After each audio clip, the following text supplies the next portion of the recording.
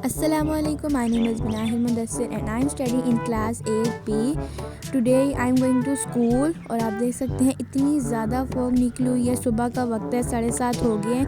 मैं school bus आती है मेरी, तो मैं बस पे जाती हूँ और इतनी ज़्यादा सर्दी थी, मैंने ग्लव्स वगैरह और दुपट्टा पहना हुआ था क्योंकि बहुत ज़्यादा सर्दी थी, इतनी ज़्यादा ठंड निकली हुई थी। लोगों ने आग भी जो है उस वक्त जलाई हुई थी और बहुत ज़्यादा सर्दी थी। पार्क में मुझे कुछ भी नहीं दिख रहा था, लेकिन फिर बाद में थोड़ा थोड़ा फॉग ख़त्म हुई और फिर दिखने लग गया।